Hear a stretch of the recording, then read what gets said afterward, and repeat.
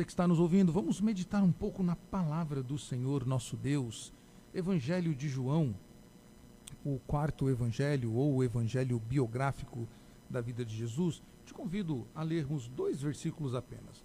O versículo 1 do capítulo 1 e o versículo 14 do capítulo 1.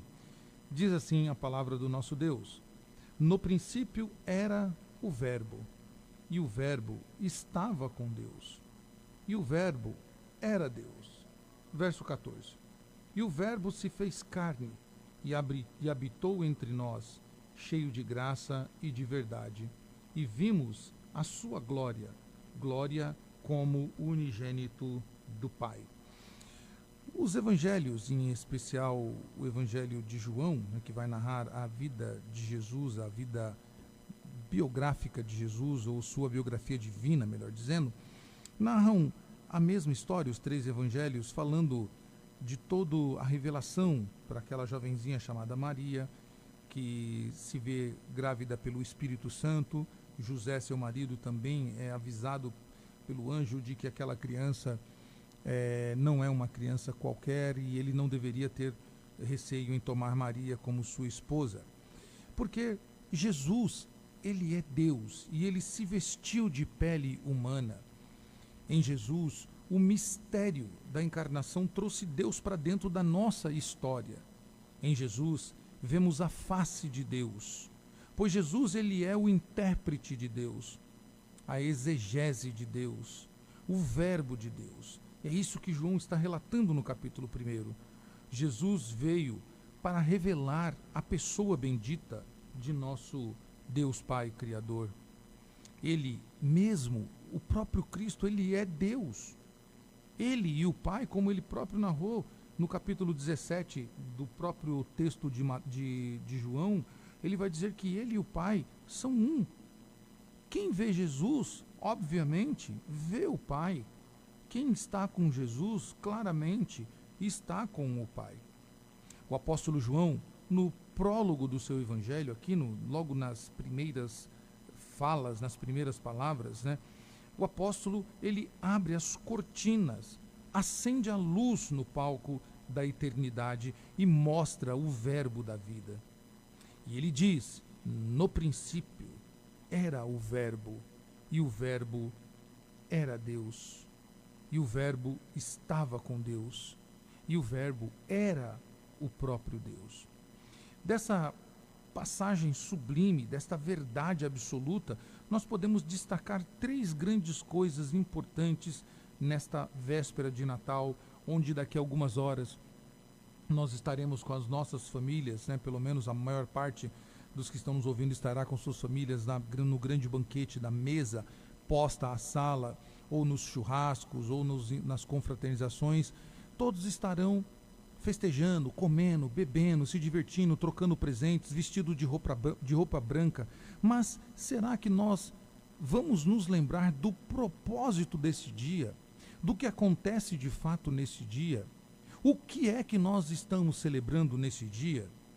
Primeiro, então, nós precisamos lembrar que Jesus, ele é o Verbo de Deus, porque ele possui os mesmos atributos da divindade de Deus Pai. Quando João abre esse evangelho, que nós acabamos de ler, dizendo que no princípio era o Verbo, e aqui a palavra grega para no princípio, ela aponta para não um princípio existencial ou algo cronológico, mas um início incontável, um tempo fora do tempo. E ele diz que no princípio, neste tempo fora do tempo, era o Verbo. Jesus, ele é o Verbo eterno de Deus. Este Verbo eterno de Deus, a palavra verbo aqui do grego logos, ela significa palavra de Deus. Então Jesus, ele é a palavra de Deus. Antes de tudo, Jesus já existia. João diz: no princípio era o Verbo estava com Deus e o Verbo era Deus, ou seja, ele já existia. Quando o Senhor Deus Pai estava criando a terra, formando este mundo, separando a luz das trevas, limitando o mar, criando os animais, criando a fauna, a flora, criando todas as coisas e criando o homem, Jesus estava lá com o Pai. ele estava. O verbo, ele não tem início. Jesus não passou a existir a partir de algum dia, como muitos afirmam. Ele não é uma criatura de Deus, mas ele é o próprio Deus. Ele é antes do início de todas as coisas. Ele é o Pai da eternidade, conforme Isaías profetizou no Isaías 53, no capítulo 53. Ele é Pai da eternidade. Pai da eternidade é um dos atributos de Cristo. É um dos títulos de Cristo, perdão. Na verdade, todas as coisas vieram a existir por intermédio de Jesus. Paulo diz isso, e João vai dizer isso também, aqui no versículo 3. João vai dizer que todas as coisas foram feitas por intermédio dele, Jesus.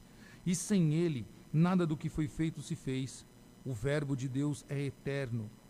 Ele está fora do tempo, além do tempo. Ele é transcendente, ele vai além daquilo que nós podemos entender e compreender.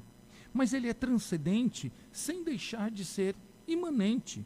Ou seja, ele é tão grande que transcende o nosso entendimento e ao mesmo tempo ele é imanente porque ele está conosco dentro de nós, no nosso coração. O Verbo de Deus não é apenas eterno, mas também o Criador do tempo. Foi ele que no princípio trouxe à existência as coisas. Quais coisas? Aquelas que não existiam, que passaram a existir por causa dele. O Verbo de Deus não é um ser inferior a Deus. Como dissemos, ele é o próprio Deus. Ele é da mesma essência de Deus. Ele é Deus de Deus, luz de luz, coigual, coeterno e consubstancial com o Pai. Ele possui não apenas o atributo da eternidade, mas também de onipotência, de onisciência e de soberania. Uma vez que ele foi o agente da criação, ele foi aquele por quem Deus Pai, o Criador, disse, haja. A palavra foi dada e ele então criou todas as coisas. Ele criou tudo do nada, porque ele era o próprio Deus. Ele é o próprio Deus. E também podemos entender que ele, sendo o próprio Deus, aquela criança deixada naquela noite de Belém, naquela manjedoura, é o maior mistério da história. A própria encarnação da divindade. Jesus é Deus entre nós. Ele é o Emanuel, conforme Maria ouviu da boca do anjo, dizendo que ela se acharia grávida pelo Espírito Santo e ela daria luz a um filho. E este filho se chamaria Jesus, porque ele salvaria o seu povo. Ele se chamaria Emanuel, Deus conosco. O maior mistério deste mundo de todos os tempos não foi nenhuma invenção científica, não foi nenhuma revolução, não foi nenhum fato de grandes conquistadores, grandes imperadores, grandes impérios. Não foi nenhum das mais brilhantes mentes de qualquer área da cultura que existiu. Mas o maior mistério deste mundo é aquela criança deitada na manjedoura, na cidade de Belém, naquela noite fria, em que os pastores e os magos foram conduzidos por Deus Pai para visitar aquela criança, para verem com seus próprios olhos o Deus entre nós, o Emanuel. Também podemos aprender uma segunda coisa com esse texto de João, que Jesus é o Verbo de Deus, porque ele possui íntima relação com Deus desde a eternidade. O apóstolo João, como nós lemos, ele diz que o Verbo estava com Deus. Jesus não é apenas eterno, mas também ele é pessoal. Ele não é uma energia, como muitos pensam. Ele é uma pessoa que estava com Deus antes do início de todas as coisas. Na eternidade, o Verbo estava face a face com Deus Pai, em plena comunhão com Deus Pai. Antes dos fundamentos da terra serem lançados, antes das estrelas brilharem no céu, antes do sol refletir os seus raios de luz, cheio de calor e de vida, antes dos anjos ruflarem as suas asas, o Verbo de Deus já desfrutava da plena intimidade com o Pai. A Trindade excelsa em comunhão de amor, pelo desenrolar dos tempos eternos, antes do princípio, vivia em perfeita harmonia. O Filho, Jesus, eternamente gerado do Pai, e o Espírito, eternamente procedente do Pai e do Filho, habitavam na eternidade e eram perfeitos e completos em si mesmo e em bendita, santa e feliz comunhão. João nos afirma: Jesus não é uma criatura, não é uma energia, ele é o próprio Deus, e o próprio Deus, ele vive em plena comunhão, Pai, Filho e Espírito Santo. Jesus, ainda finalizando, não é o verbo de Deus, aliás, ele é o verbo de Deus, porque ele mesmo é Deus. Ele não é qualquer outra coisa, qualquer palavra, ele não é qualquer logos, ele é o verbo de Deus, porque ele mesmo é Deus.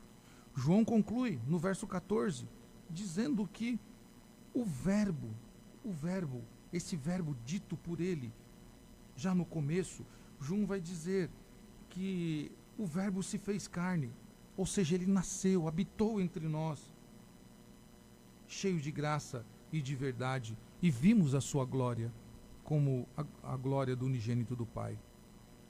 Jesus não é apenas eterno e pessoal, ele é também divino.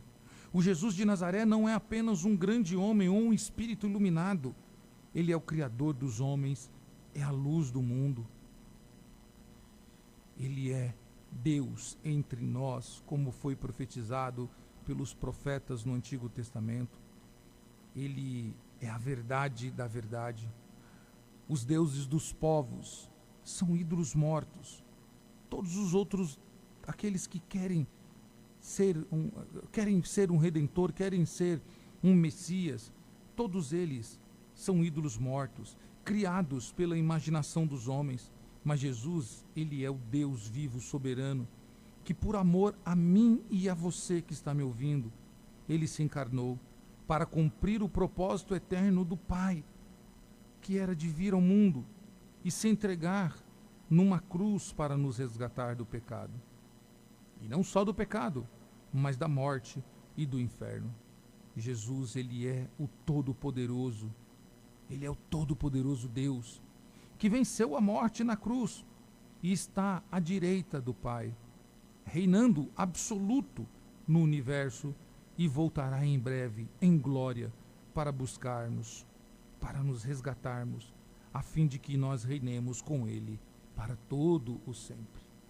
Por isso, meu amigo, minha amiga, você que está nos ouvindo neste momento, não deixe que esta noite de Natal, quando os sinos tocarem à meia-noite e nós entrarmos no primeiro segundo do dia 25, onde celebraremos, onde festejaremos, onde nos divertiremos com músicas, com muita comida, com pessoas amigas ao nosso lado, familiares. Não permita que essa noite passe e você não se lembre do Criador do universo. Natal sem Jesus não é Natal. Uma festa natalina sem Jesus, ela é qualquer outra coisa, mas não é uma festa de Natal. Em todos os cantos do mundo hoje, os fiéis se reunirão para dizer: Hosana nas alturas, Hosanas nas alturas, glória ao Filho de Deus, que habitou entre nós, suportou as nossas dores, levou consigo as nossas enfermidades e morreu em nosso lugar, para que hoje nós pudéssemos ter vida, mas não uma vida qualquer, não uma vida dissoluta, não uma vida improdutiva, não uma vida desregrada, não uma vida envaidecida, e muito menos uma vida desperdiçada com as coisas fúteis e passageiras dessa vida. Celebre o Natal nessa noite. Coma, beba, se divirta, festeje com seus amigos e familiares, mas pare um minuto com a sua família e com seus amigos e diga: precisamos celebrar Jesus Cristo, que é o verdadeiro sentido do Natal.